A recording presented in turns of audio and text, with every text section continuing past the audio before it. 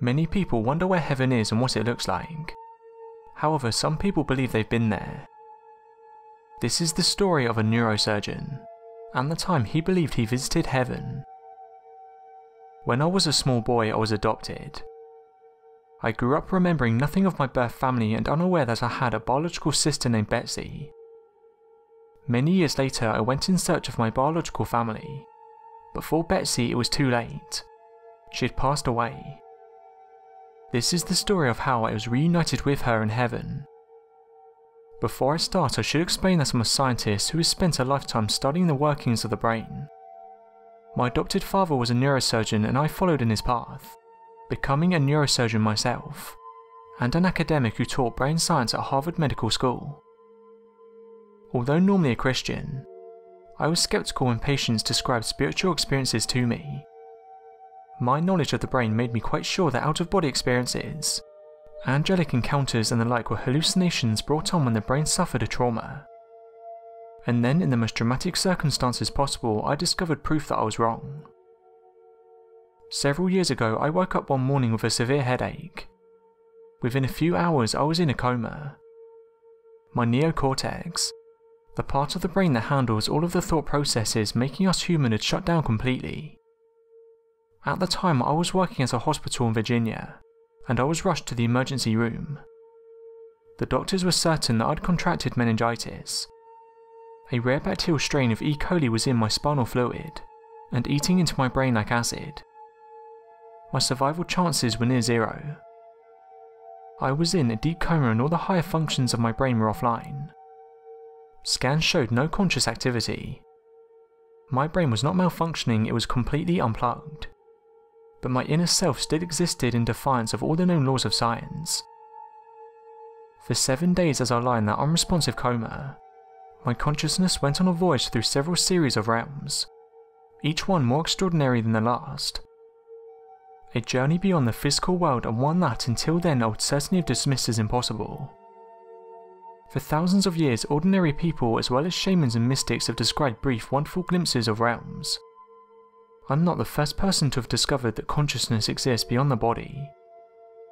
What is unique is that I am, as far as scientific records show, the only person to have travelled to this heavenly dimension with the cortex completely shut down, while under observation throughout. There are medical records for every minute of my coma, and none of them show any indication of brain activity. In other words, as far as neuroscience can say, my journey was not something happening inside my head. Plenty of scientists have a lot of difficulty with this statement. My experience undermines their whole belief system, but the one place I've found acceptance is in church, where my story often tallies with people's expectations. Here is what I experienced. After the blinding headache when I slipped into the coma, I gradually became aware of being in a primitive state. It felt like being buried in earth. It was, however, not ordinary earth, for all around me I sensed and sometimes heard and saw other entities. It was partly comforting and familiar. I felt like I'd always been a part of this primal murk. I am often asked, was this hell? But I don't think it was.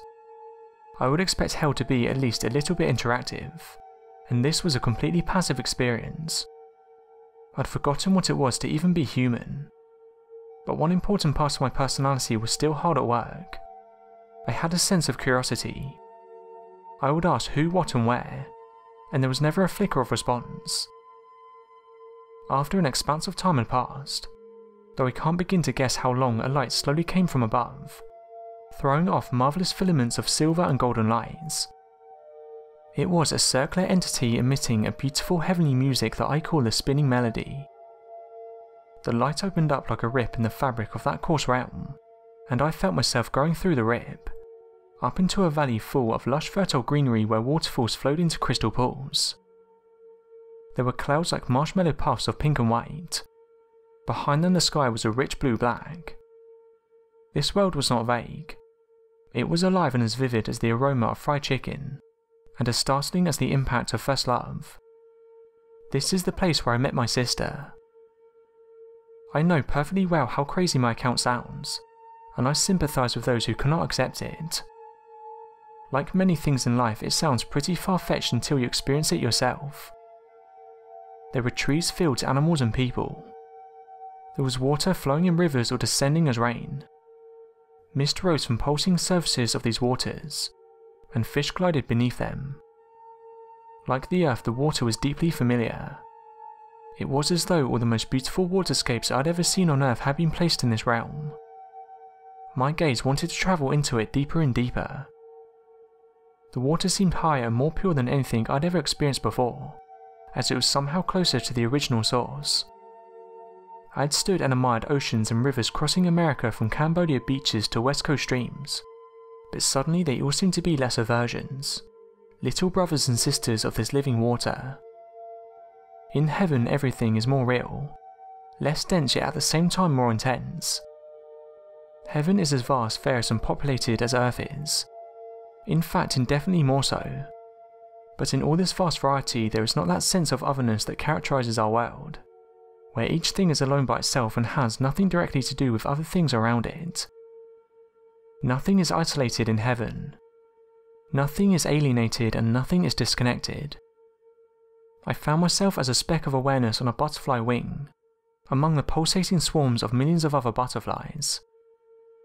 I witnessed stunning blue-black varieties of sky filled with swooping orbs of golden light, angelic choirs leaving the sparkling trails against the billowing clouds. All my senses had blended. Seeing and hearing were not separate functions. It was as if I could hear the grace and elegance of the airborne creatures, and see the spectacular music that burst out from them. Even before I began to wonder who or what they were, I understand they made the music because they could not contain it. It was the sound of sheer joy. They could no more hold in than you could fill your lungs and never breathe out.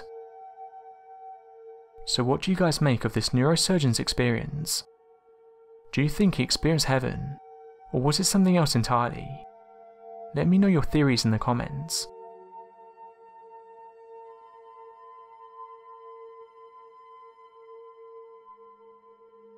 Thanks for watching and don't forget to subscribe for more videos.